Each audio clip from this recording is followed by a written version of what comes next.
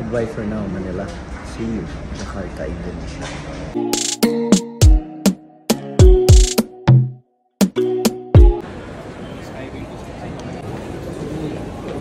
Alam nyo ba mga ka-winners na pagka backpackers kayo, may sariling counter D16 tsaka D17 ang Cebu Pacific.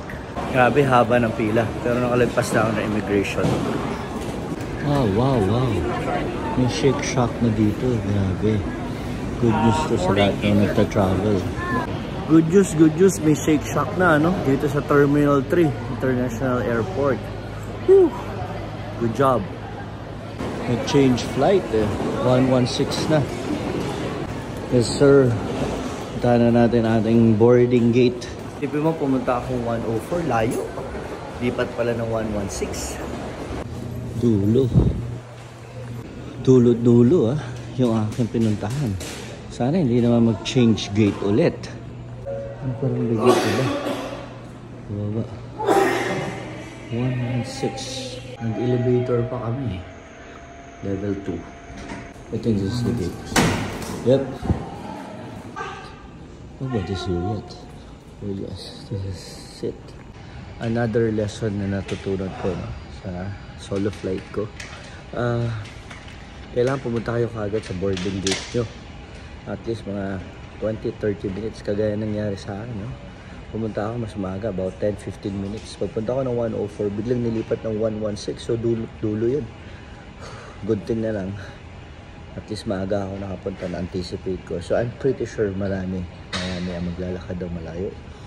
Marami ang malilate. So tanda natin, anticipation is the key. Lahat nalito na yun. Lahat nalito. Yan. Boarding na kami. Sure na ako. Dito kami sa gate 116. Hindi kagaya kanina. Oh my gosh. Lahat sila. Majority nagalit. Dahil ang layo ng nilakad. Ng queue. Sirado yung bridge. Isa mo namang lakad to. Yun na nga. Parang alay lakad. Yun yung sira First time ko na-experience to. Sira yung Bridgeway International. So kailangan ka maglakad pababa. Tapos akyat sa airplane. Baba. Pipila. Ako lang akyat. Ayan po. Boarding. Pila pa rin. Pila. Ready for takeoff now. Boarding pa rin.